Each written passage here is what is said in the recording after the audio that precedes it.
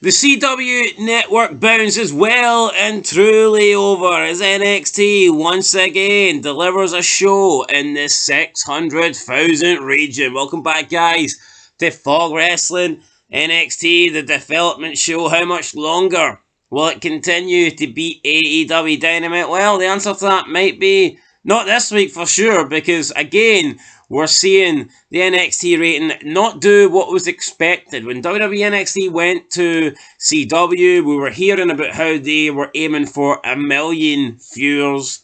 They've never done 1 million viewers once, but to be fair to them, in week 1 and week 2, they did high 800k, and both of those weeks were good ratings. However, you felt like both of those shows were advertised and promoted very heavily.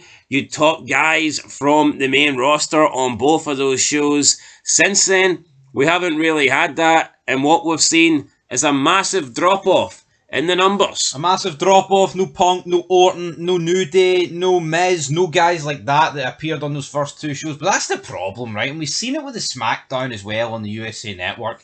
Oh, big title match in a steel cage. It's almost like, do you go all out for the premiere episode? Because then you're just destined to fail. The same will happen for Netflix, but I believe with Netflix, they will put a bit of effort into it for longer. Yeah. Especially with Netflix starting in January, and it's the road to WrestleMania, and the Netflix deal obviously being a much bigger deal than the CW or the USA Network. I do think that with Raw on Netflix, they will put more effort in, but I guarantee you by mid-2025, at the halfway point of the year, Raw will continue to be as shite as it is now, so it is what it is. But yeah, this week's NXT numbers aren't good. It did 632,000 viewers, which is down 6% on last week's 672,000. So yeah, down on last week in comparison to the viewership. But if you take on average for the trailing 4 weeks, it's pretty much identical. Last 4 trailing weeks for NXT, 640,000. And obviously this week was 642,000, so 2,000 in it. But keep in mind, 3 weeks ago, NXT did do under 600k, so that's kind of dragging that down. It is now 4 weeks in a row that NXT has failed to get over 700k. It is 5 out of 6 weeks where NXT has failed to get over 700k. And to be honest, there's only one show outside of the opening 2 shows that were heavily featuring main roster talent that got over 700k. So one show apart for those first 2 weeks, and even that show barely hit 700k. It was like 711,000, or might have been even less than that. So yeah, like 1 million... They ain't seen 1 million. This is a drop-off now. And when you actually look at it, NXT is back down to exactly what it was doing. See, before NXT moved to the CW network, they had 1, 2, 3, 4, 5, 6, 7, 8, 9, 10 shows in a row between 600 and 700k. Now, most of those shows were in the lower end of 600. I think there was 2 shows that did above 650. But that was 10 shows in a row that did low 600,000s, low to mid 600,000s. And you can see, other than the first 2 episodes on CW, they're doing the same rating. So, first of all, the rating hasn't changed. It's still the same NXT. Nothing's improved. They're not going to magically get better ratings now. The show's not better now than it was 3 months ago. So this CW network hasn't magically saved NXT. It's not been a great move. But also, this seems to discredit everything Meltzer said. Because Meltzer makes out that NXT only beats AEW because it's in more networks. It's in more homes. The CW network there's more people that get to view it, but the numbers are pretty much identical to what they were doing on USA. So what's the difference? What difference would it make? The difference is that maybe people on the CW network that have it in their homes, maybe they tried it for a couple of weeks. I don't like it. You know what? I'm not interested in this. No, but Dave Meltzer's pathetic, man, as we all know, right? But it's like, see, trying to use that as an excuse. It's like, it doesn't fly. It really doesn't. At the end of the day, man, Dynamite gets beat by NXT, and he's like, but it was 4th overall in the 18 to 49, but NXT is available in 7 more million houses. Yeah. Where do you draw the line at that, though, right? It's either going to use that excuse that it's available in 7 million more houses, but what about when, like, you know, yeah, but Dynamite look, that would even basketball is for 17 million? But that's a real, like, see if the numbers were great, maybe NXT being available in 9 million more households would actually matter. But see when there's this minuscule amount of people watching, what does it fucking matter? Realistically, let's look at the rate. I mean, if you're in 9 million more households, assuming that you're averaging viewers at that rate that you're getting. So let's say you've got 60. Let's say there's 60 million on watching AEW, and you're getting an extra 9 million. It doesn't make logical sense because it doesn't mean that 9 million people is all going to want to watch it anyway. Yeah. No, you work out the percentages, right, from what people actually watch NXT and Dynamite from the available audience. It's like, I believe it's like 66 million houses in America, right, can watch Dynamite. That's the max they can do. And I think NXT 72 million. But see when they're in the 600,000 club, it makes no difference, really. No, I mean, it certainly does not. And also, Dynamite was, you know, did so much. Look at the drop-off of Dynamite this year alone. See, for Meltzer to pretend that they're doing good and it's like, oh, you know, yeah, the L's are alright and justified because they're available in 6 million more houses. Chris Jericho said they're going to be beating Raw in a couple of months, about 4 or 5 years ago. How's that going for them? Not very good. No, it's completely out the window, man. The excuses pile up. The reality, I mean, you know, WWE sucks as well, man. These NXT numbers are embarrassing, and that's the problem. Oh, we're going to get 1 million when we go to the CW network. Aye, that's if we actually put on a good show and maybe people actually tune in.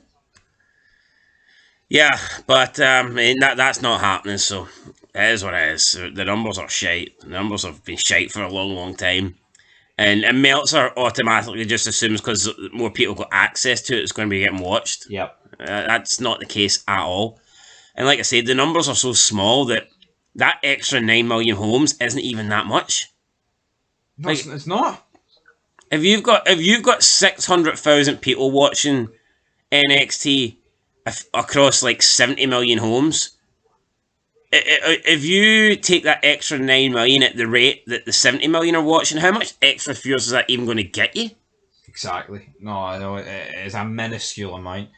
Yo, it's a minuscule amount, right? And maybe some weeks when NXT beats them by 10,000, 15,000, yeah, maybe that is enough to beat them.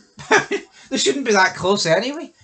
Yeah, I mean, if you're at that 9 million, like, what much would you say that 9 million, if it averages at the same rate that the 70 million people on the previous network are watching, how much is that extra 9 million get? I mean, you're right, it's not much. It's about 20k, maybe 25k. Yeah. Yeah, and that's assuming that that's assuming that all those people, the 9 million extra, you're going to get them at the same rate of the people currently watching. Which, CW could just be like a fucking add-on channel that nobody really... I mean, maybe the people that have CW have no interest in wrestling. Yeah. I know, just because you have a channel doesn't mean it's a prominent channel. I mean, how many channels do we have that we're not even aware that we have? Exactly. How many channels do we have in our box that we've never clicked on once? See, that's where Meltzer's just an absolute moonbeam. Because like, the CW could be like a bonus channel. Yeah. Could be. You don't know what the hell it is. For some people, like, you know, it doesn't make any sense to me, but whatever. He's definitely paid off by AEW, man. Although what I would say is that I think over the past, like, 2 years, he's been too controversial to be paid off. I don't know. No, I think it's on act. No, I mean, at the very beginning, he was always pro AEW, but I think over the last couple of years, like, he has bashed him a little bit too much, I think, to Triple H, though? Well, possibly, yeah, I mean, it could be a similar... He's trying to keep good with both. Yeah, it could be it could be a JD from New York tactic. Anyway, this week's key demo was a 0.15, 21% down on last week's 0.19, so...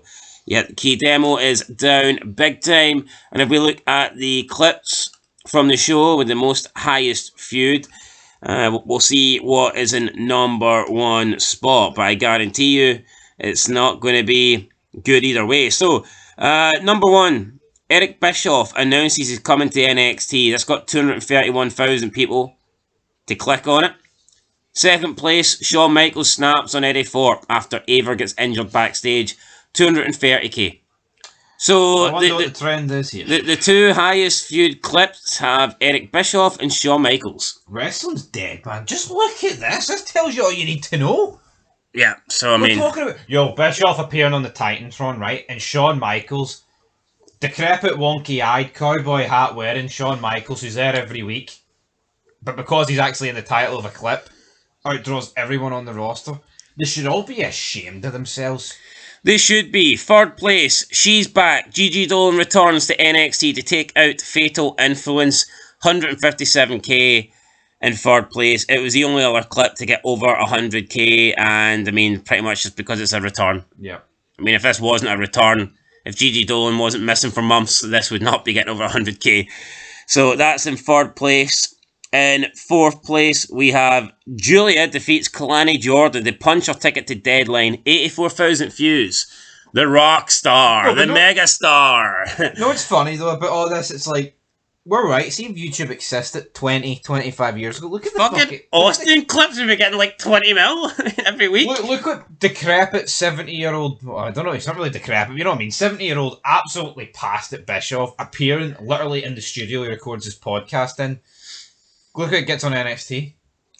Yeah. Say this is, Nitro 97, 98 or 2003 Raw. Look at the way drawing.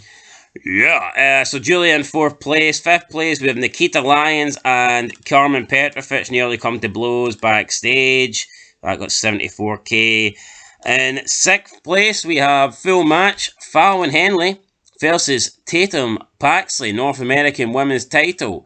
So, that was in sixth place. In seventh place, we have Tony D'Angelo vanquishes Shawn Spears to retain his title. 53k. In eighth place, we have Ethan Page is headed to Iron Survivor Challenge. 52k. And in last place, ninth place, we have Tag Team Brawl leads to chaos in the NXT parking lot. 38,000. Just a bunch of NXT bums. You know why this proves, though? Shawn Michaels' reaction came as a result of this brawl. Look at the difference in views. Yeah, I mean, pretty much.